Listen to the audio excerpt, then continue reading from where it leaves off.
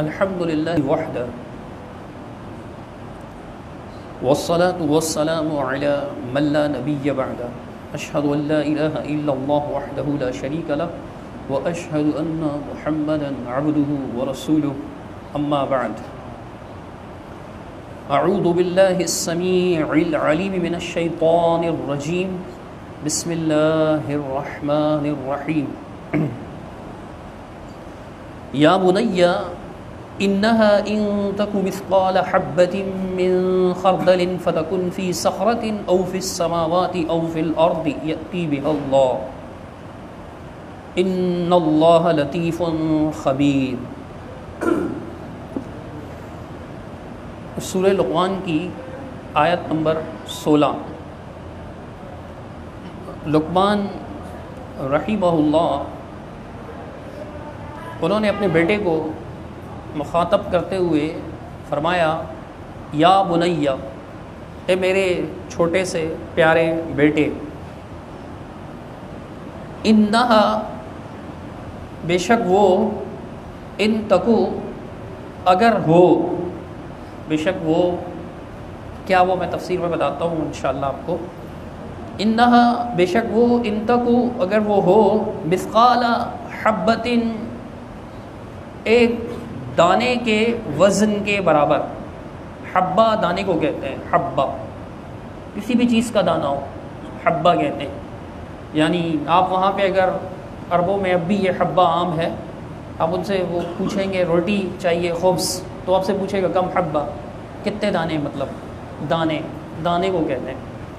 آگے یہاں وضاحت ہے، من خردل، رائی کا دانہ۔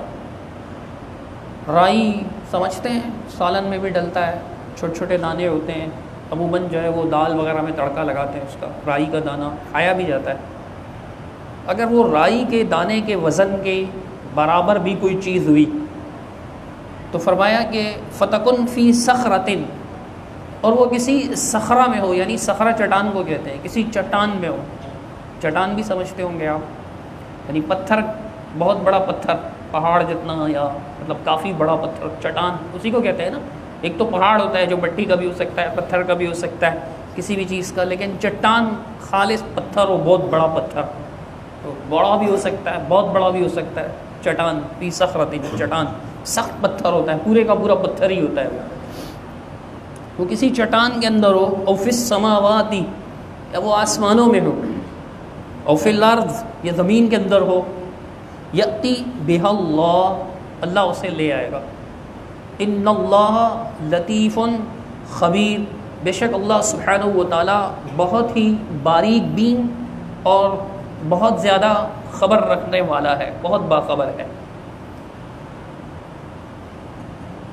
اس آیت کی وضاحت سے پہلے گزشتہ مضمون کو اگر آپ دیکھیں تو لقمان نے اپنے بیٹے کو جو پہلی نصیحت کی تھی وہ اللہ کے توحید کے بارے میں تھی، اور شرک نہ کرنے کے بارے میں، شرک کی مذمت بیان کی، اللہ سبحانہ و تعالیٰ کی وحدانیت کو بیان کیا، کیونکہ شرک کی نفی کرنا اللہ کی توحید کا اقرار ہوتا ہے۔ تو اللہ تعالیٰ کی توحید کو بیان فرمایا، اللہ سبحانہ و تعالیٰ کے ساتھ شریک ٹھہرانے سے منع کیا کہ اللہ کے ساتھ شرک نہ کرنا، کیونکہ شرک بہت بڑا ظلم ہے۔ یہ پہلی نصیحت تھی اپنے بیٹے کو۔ درمیان میں اللہ سبحانہ و تعالیٰ نے والدین کے ساتھ حسن سلوک کی نصیحت فرمائی۔ ان دو آیات کے بعد، دو آیات میں وہ بات ختم ہوئی اللہ سبحانہ تعالیٰ کی، تو پھر سے لقمان رحمہ اللہ ان کی وصیتوں کا تذکرہ شروع ہوا۔ اس کے بعد یہ دوسری نصیحت ہے۔ اب یہاں اس آیت پر اگر ہم غور کریں، اس کے معنی پر، اس کے مفہوم پر، تو معلوم ہوتا ہے کہ لقمان اپنے بیٹے کو اللہ سبحانہ و تعالیٰ کے علم محیط کی وسعتوں کو اور اللہ سبحانہ و تعالیٰ کی قدرت کاملہ کو سمجھانا چاہ رہے تھے۔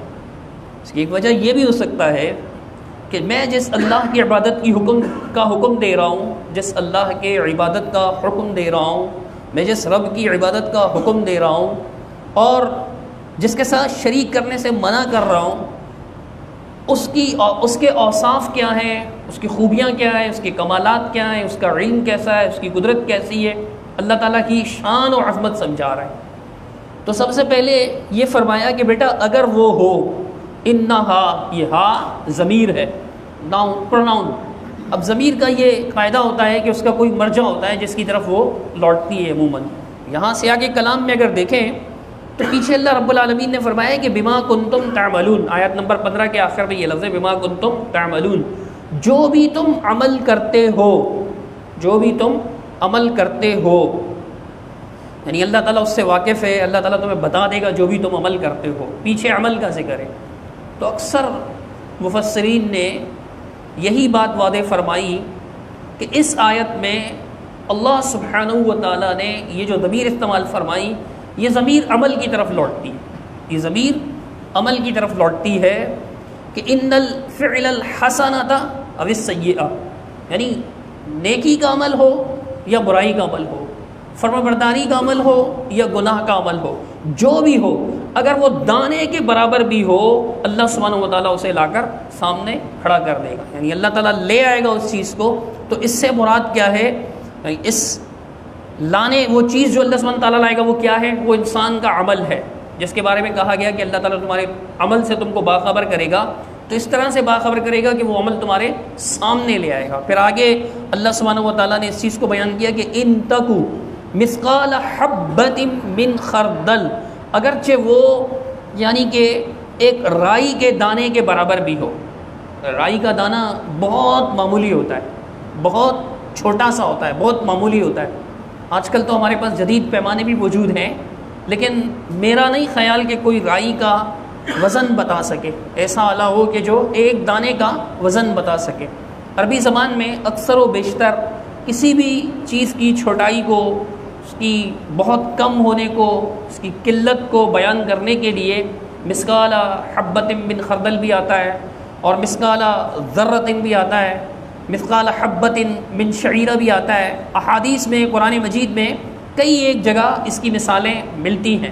مثال کے طور پہ صحیح مسلم شریف کی حدیث ہے، رسول نبی مکرم صلی اللہ تعالی علیہ وسلم نے ارشاد فرمایا کہ من کان فی قلبہ مثقال ذرۃ من کبر لا يدخل الجنۃ من کان فی قلبہ مثقال ذرۃ من کبر،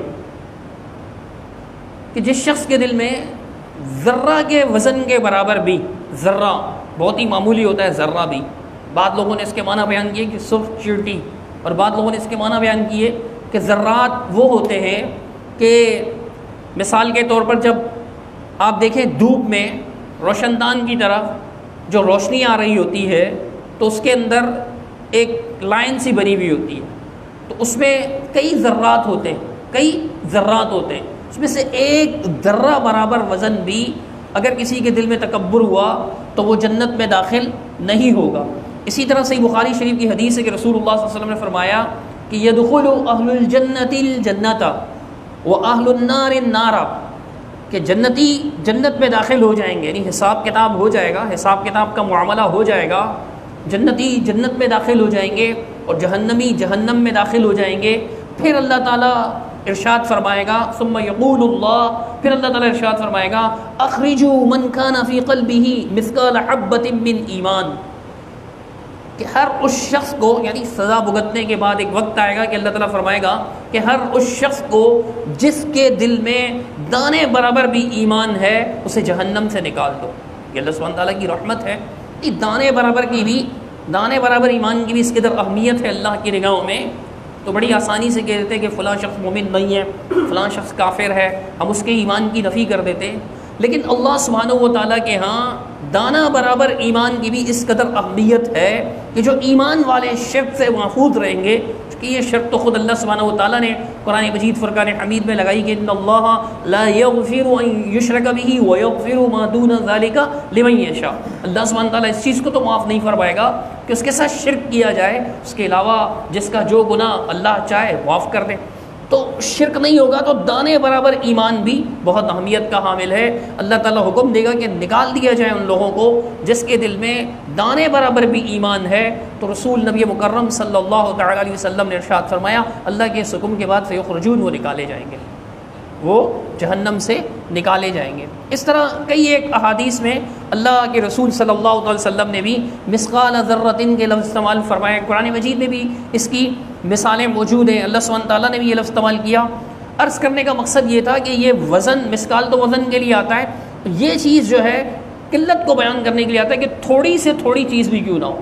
پھر آگے اللہ سبحانہ تعالیٰ نے جو بات بیان فرمائی، رب کریم نے ارشاد فرمایا کہ وہ فی صخرۃ، وہ چٹانوں میں ہو، وہ اگرچہ چٹانوں کے اندر ہو، کسی چٹان کے اندر ہو، نیکی کا وہ عمل ہو، برائی کا عمل ہو، کوئی سا بھی عمل انسان کتنا ہی چھپ کر کیوں نہ کرے، اسے لوگوں کی نگاہوں سے کتنا ہی پوشیدہ کیوں نہ ہو جائے، چٹان کے اندر تو کوئی راستہ بھی نہیں ہوتا نا، چٹان کے اندر تو کوئی راستہ بھی نہیں ہوتا کہ بندہ کہے کہ یار یہاں سے اندر داخل ہو گئے، لیکن وہاں بھی کوئی چیز ہوگی تو اللہ تعالیٰ اسے بھی سامنے لے آئے گا چٹانوں کے اندر۔ یعنی یہ اللہ تعالیٰ کی قدرت کاملہ کو بیان کیا جا رہا ہے کہ اللہ تعالیٰ اس قدر قدرت رکھتا ہے اپنے مخلوق پر، اس قدر قدرت رکھتا ہے کہ چٹانوں کے اندر چھپی ہوئی ہو، ہم تو دیکھ بھی نہیں سکتے اپنی آنکھوں سے، ہم تو اس چیز کو دیکھ بھی نہیں سکتے، ہمیں اس کا علم ہی نہیں ہوتا، لیکن چٹانوں کے اندر ہو یا آسمانوں میں ہو یا زمین میں ہو،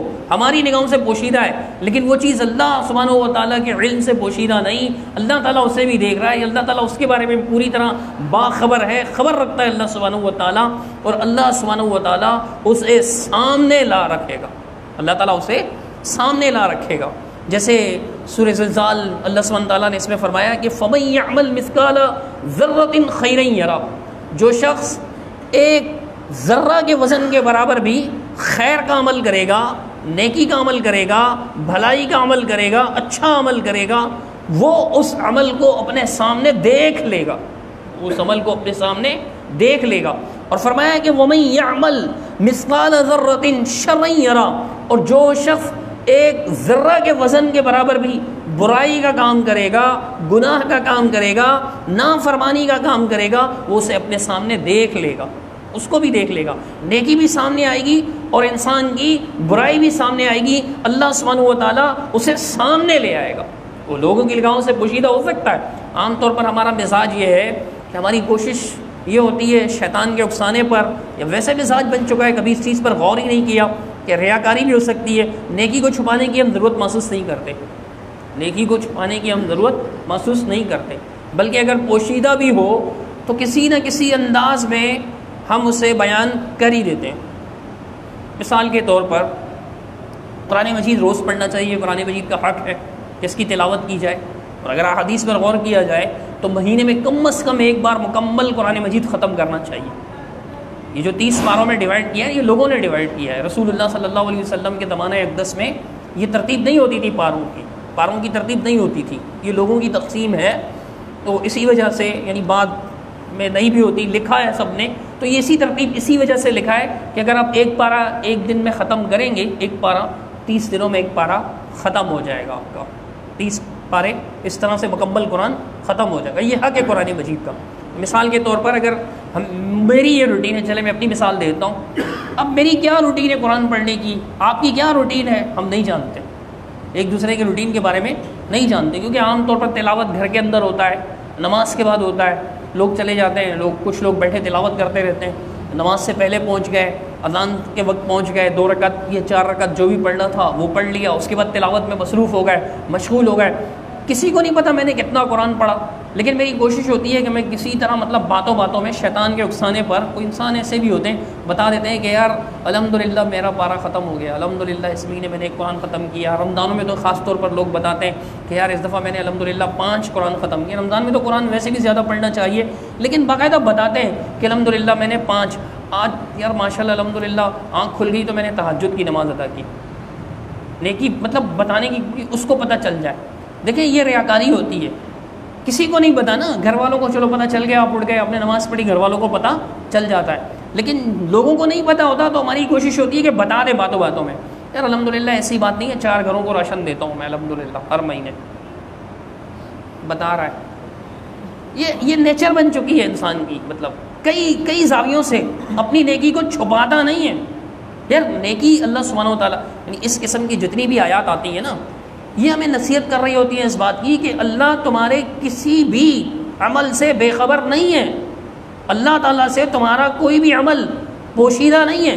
یعلم خائنۃ الاعین وما تخفی الصدور، کہ وہ آنکھوں کی خیانت کو بھی جانتا ہے.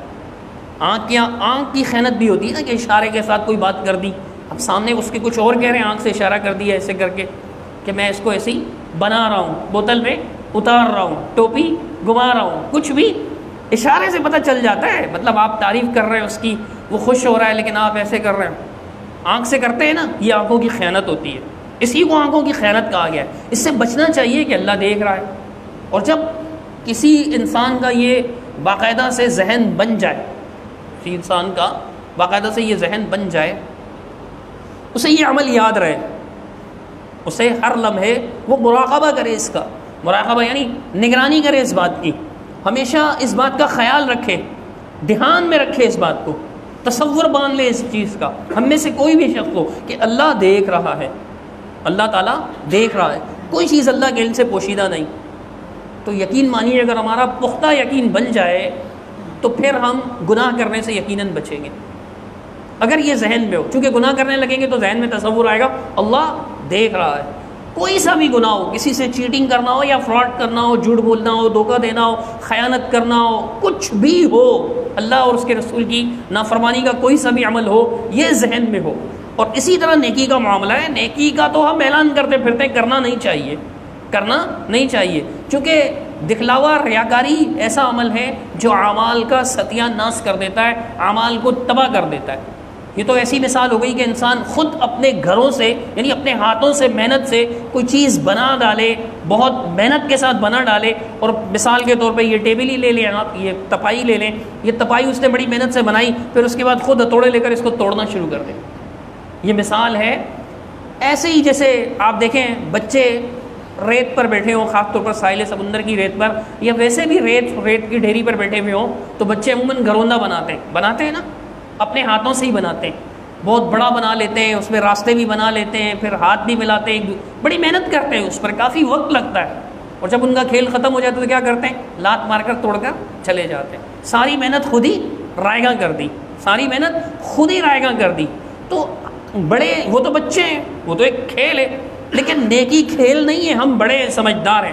آپ یہ سمجھیے کہ نیکی کرنے کے بعد دل میں یہ خواہش پیدا ہونا کہ یار اس بھائی کو پتہ چلے کہ میں کتنی نمازیں پڑھتا ہوں، میں کتنا تلاوت کرتا ہوں، میں کتنا ذکر کرتا ہوں، میں صبح شام کے اذکار کی پابندی کرتا ہوں، میں سوتے وقت اور جاگتے وقت کے اذکار کی پابندی کرتا ہوں، میں کھانا کھانے سے پہلے اور بعد کی دعاؤں کی پابندی کرتا ہوں، میں تمام دعاؤں کی پابندی کرتا ہوں. اس کو پتہ چلے اس نیت سے کہ اس کو معلوم ہو جائے.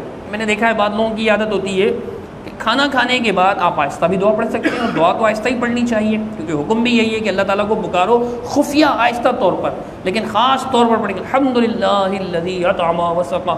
اگر نیت یہ ہے کہ اس کو بھی یاد آ جائے یہ بھی پڑھ لیں پھر تو صحیح ہے، پھر میں اعتراض نہیں کرتا. لیکن اگر نیت ہماری یہ ہے کہ یار اس کو پتہ ہو کہ مجھے یہ دعائیں یاد ہیں اور میں پڑھتا بھی ہوں، تو پھر آپ سمجھیں کہ عمل کا بیڑا غرق ہو گیا. اللہ تعالیٰ دیکھ رہا ہے، یہ ذہن میں ہونا چاہیے، یہ ذہن میں ہونا چاہیے. اور جو بھی عمل ہوگا اللہ ضائع نہیں کرے گا. آپ کسی کو بتا کر تو ضائع کریں گے. ریاکاری کی کتنی خطرناک حدیث، یعنی کتنی خطرناک سزا ہے نا. حدیث تو بڑی مشہور ہے. 3 لوگوں کو جو سب سے پہلے پیش کیا جائے گا، ان میں ایک عالم ہوگا، ایک سخی ہوگا، ایک مجاہد ہوگا. وہ تینوں کیوں تباہ ہوں گے؟ ریاکاری کی وجہ سے. اللہ تعالیٰ ہر ایک کو کیا کہے گا جب شہید یہ کہے گا کہ اللہ تیری راہ میں شہید ہوا، تیری راہ میں جان دے دی، تو اللہ فرمائے گا میری راہ میں نہیں، اس لیے کہ لوگ تجھے مجاہد کہیں، لوگوں نے کہا، لوگ تجھے بہادر کہیں، لوگوں نے کہا. تو پھر منہ کے بل جہنم میں.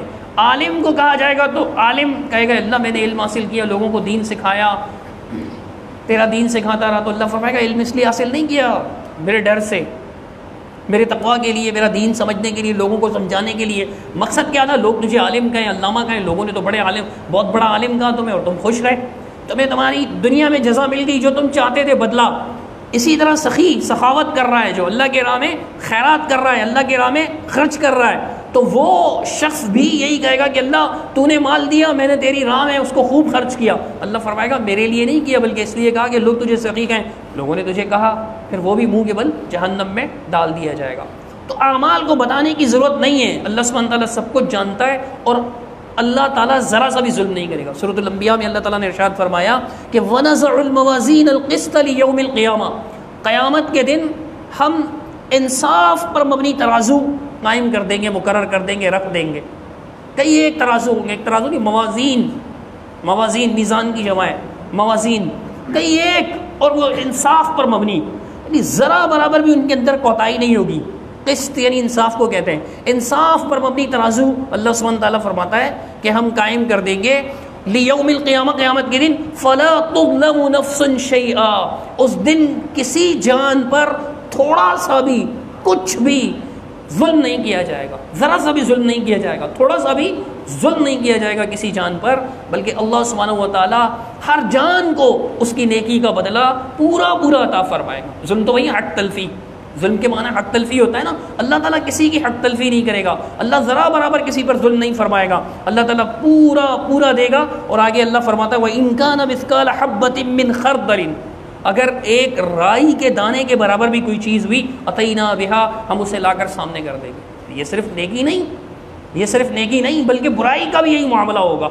ہاں اگرچہ سے آگے کلام ظلم نہیں ہوگا، یعنی اگر کسی کو اس کے چھوٹے سے چھوٹے عمل کی بھی اللہ تعالیٰ سزا دے، معاف نہ کرے. پہلے آیت پڑھ چکا ہوں کہ شرک کے علاوہ ہر گناہ معاف ہو سکتا ہے. اگر اللہ سبحانہ تعالیٰ نے معاف نہ کیا تو چھوٹے سے چھوٹے گناہ کی بھی سزا ہو سکتی ہے، اور بڑے سے بڑے نیکی اور چھوٹی سے چھوٹی نیکی بھی، چھوٹی سے چھوٹی نیکی بھی، راستے کا ہٹایا ہوا پتھر بھی ایک نیکی ہے نا، صدقہ بھی ہے اور ایک نیکی بھی ہے.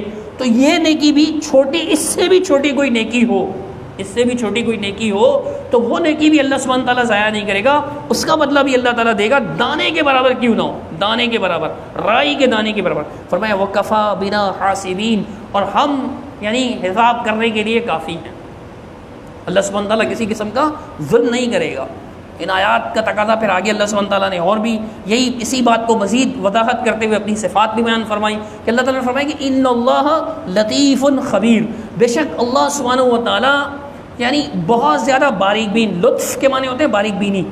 لطف، لفظ لطف جو ہے ہم لوگ تو ٹیسٹ کے اردو میں ٹیسٹ کے معنی میں بولتے ہیں نا، مزہ، کیا لطف، لطف آ گیا، کیا لطف آ گیا، مزے کے معنی میں بولتے ہیں. بعض عربی کے ایسے الفاظ ہیں کہ جو اردو میں جب بولے جاتے ہیں تو انہی معنی میں بولے جاتے ہیں کہ جو ان کے عربی میں معانی ہیں انہی معانی میں بولے جاتے ہیں، اسی مفہوم میں ادا کیے جاتے ہیں جس مفہوم میں وہ ہیں. جسے علم سما بولا جاتا ہے نا ہمارے یہاں، سما سننا، اس طرح کے کئی، کتاب اردو میں بھی بولا جاتا ہے، قلم اردو میں بھی، یہی انہی معنوں میں. لیکن بعض الفاظ ایسے ہیں کہ عربی میں کسی اور معنی میں ہوتے ہیں اور اردو میں ہمارے یہاں کسی اور معنی میں ہوتا ہے. تو لطف اردو میں تو مذاق کے معنی میں آتا ہے کہ مزہ آ رہا ہے بہت، لیکن عربی زبان میں باریک بینی کے لیے استعمال ہوتا ہے، باریک بینی کے لیے. اور لطیف ایسے باریک بین کو کہتے ہیں کہ جو باریک بینی کے ساتھ ساتھ نرمی اختیار فرماتا ہے اور جو جس چیز کے لائق ہے اسے صحیح طریقے سے اسے پہنچا دیتا ہے. یہ اور پھر اس کے ساتھ ساتھ اللہ نے فرمایا کہ خبیر بھی ہے، باخبر ہے، کوئی چیز اللہ کے علم سے پوشیدہ نہیں ہے. یہ اللہ تعالیٰ کی ایسی صفات ہیں، اگر اس پر ہمارا پختہ یقین ہو تو ہمیں عبادت کے اندر بھی ذوق پیدا ہو جائے. حدیث جبریل ہے، رسول اللہ صلی اللہ علیہ وسلم سے پوچھا گیا مل احسان یا رسول اللہ، اللہ کے رسول صلی اللہ علیہ وسلم احسان کیا ہے؟ تو اللہ کے رسول صلی اللہ علیہ وسلم نے کیا فرمایا تھا؟ ان تعبد اللہ کأنک تراہ فإن لم تکن تراہ فإنہ یراک، کہ تم اللہ تعالیٰ کی عبادت ایسے کرو جیسے وہ تمہیں دیکھ رہا ہے، جیسے تم اسے دیکھ رہے ہو. ان تعبد اللہ کأنک تراہ، تم اللہ کی عبادت ایسے کرو جیسے تم اللہ کو دیکھ رہے ہو. یہ تو ممکن نہیں ہے. فإن لم تکن تراہ، اگر تم اللہ کو نہیں دیکھ رہے فإنہ یراک، وہ تمہیں دیکھ رہا ہے، وہ تمہیں دیکھ رہا ہے. تو یہ احسان کا مرتبہ آپ سمجھیں کہ اس آیت میں بیان ہوا ہے. یعنی احسان اللہ کے رسول صلی اللہ علیہ وسلم نے ان الفاظ میں اس آیت کا گویا ایسی تمام آیات کا گویا خلاصہ بیان فرما دیا کہ انسان اللہ کی عبادت کرتے ہوئے یہ ذہن میں رکھے کہ اللہ تعالیٰ مجھے دیکھ رہا ہے. اسی طرح گناہ کے وقت بھی اگر یہی تصور قائم ہو جائے کہ اللہ مجھے دیکھ رہا ہے تو وہ بہت سے گناہوں سے بچ سکتا ہے. خلاصہ کلام یہ کہ اس آیت میں اللہ سبحانہ و تعالیٰ نے لقمان کی جو نصیحت بیان کی، دوسری نصیحت ہے اپنے بیٹے کو، اس نصیحت کے اندر اس نے اللہ سبحانہ و تعالیٰ کی قدرت کاملہ کو انہوں نے بیان فرمایا. اللہ تعالیٰ کی قدرت کاملہ کو اللہ تعالیٰ نے بیان فرمایا. یعنی لقمان نے بیان فرمایا اور ان کے الفاظ اللہ تعالیٰ نے ذکر فرمائے کہ اللہ تعالیٰ کی قدرت کاملہ بیٹے کے ذہن میں بیٹھ جائے. عقیدہ کا بیان ان دو آیات میں مکمل ہو گیا. انہوں نے اپنے بیٹے کو جو عقیدہ سکھایا، عقیدے کا بیان ان 2 آیات میں، ان 2 وصیتوں میں، ان 2 نصیحتوں میں، لقمان کی ان 2 نصیحتوں میں مکمل ہو گیا۔ آگے جو چیز انہوں نے بیان کیا ہے وہ اعمال اور اخلاق سے متعلق ہے۔ اگلی نصیحتیں جو ان کی ہیں لقمان کی، وہ اعمال اور اخلاق سے متعلق ہے، انشاءاللہ آئندہ ذکر کروں گا۔ اللہ تعالیٰ کی قدرت کاملہ کو بیان کیا کہ وہ اللہ تعالیٰ کے بارے میں کیسا عقیدہ رکھے، اللہ تعالیٰ کی صفات کو ماننے والا ہو، اللہ کی وحدانیت کے ساتھ ساتھ اللہ تعالیٰ کی صفات کو ماننے والا ہو اور ان پر عمل کرنے والا ہو۔ نیکی ہو یا برائی، چھوٹی ہو یا بڑی، اللہ سبحانہ و تعالیٰ اسے جانتا ہے اور اللہ تعالیٰ اسے پورا پورا بدلہ عطا فرمائے۔ اللہ تعالیٰ ہم سب کو عمل کرنے کی توفیق عطا فرمائے۔ اقول قولی ھذا استغفر اللہ لی ولکم ولسائر المسلمین اجمعین برحمتک یا ارحم